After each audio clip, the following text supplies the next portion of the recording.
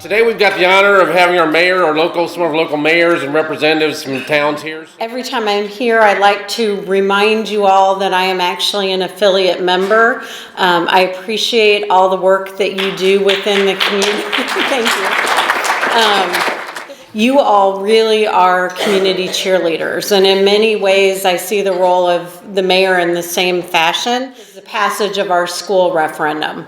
It means that we are going to have state-of-the-art schools in the city of Champaign, and we're going to have a brand new high school, and people are going to want to live in the city and attend that high school, and I see that as a real selling point. But I want you to know that the city of Champaign now has a fire ISO rating of 1. This is, for a downstate community, it's unheard of. Nobody's got one but us. And what that ultimately means for all of you and all of your buyers is that your homeowner's insurance ought to be lower because you are in an ISO 1 rated community.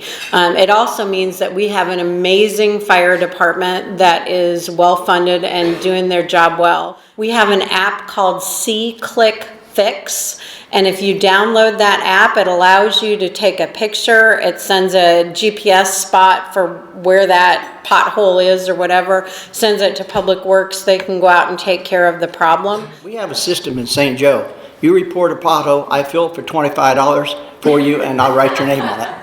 I appreciate all the work that you all do. The City of Champaign is happy to have you and to have your potential customers, and we believe that we're a great place to live, and we hope you think so too. Thank you.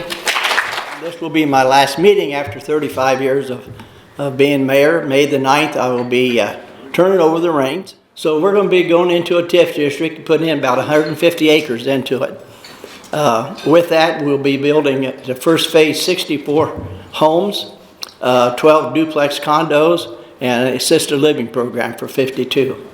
We're not only going to be doing real estate, but we'll be utilizing it for our storm and water sewer projects as well. But we did have a spatial census done, and we are at 8,600 now, as opposed to the last census was 7,280. So we gained about 1,300. We have somewhere in the neighborhood of 1,200 lots, residential lots in the village that are out there ready to be built on and are being built on.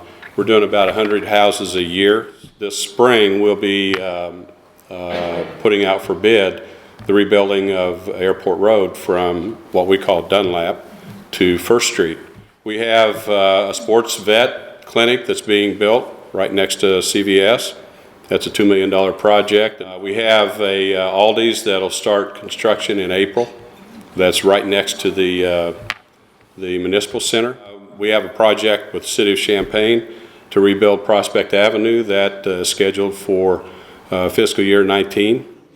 So what's going on in Urbana? We have a new enterprise zone, which includes residential property, and we call it Think Urbana.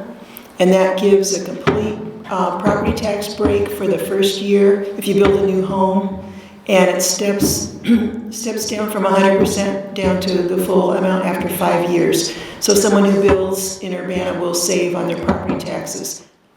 I would like to say that we appreciate what you do and thank Urbana.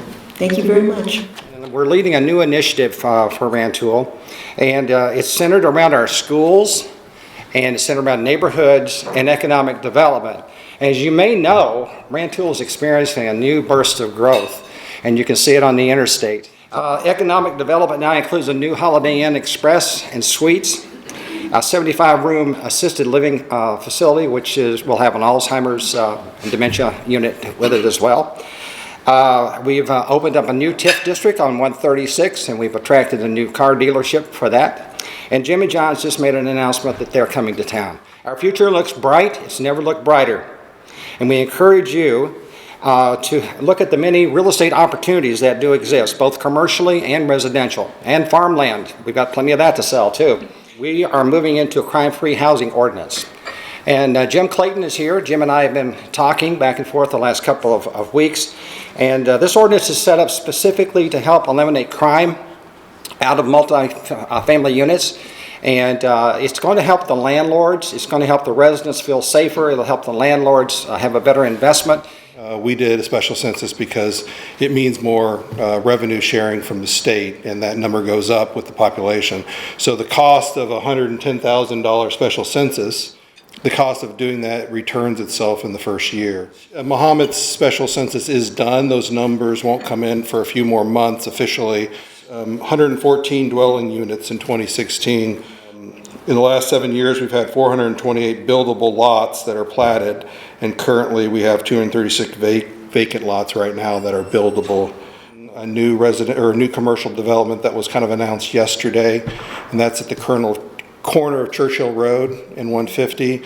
Eventually, that'll be 3 buildings. The first building they're trying to find leasing for, and that is about 6,000 square foot buildings, and good visibility at that corner. Last fall, another development, a 12,000 square foot development on our main street near the corner of Route 47 has begun, and the shell of that building's up. They're working on closing the inside up and getting that going.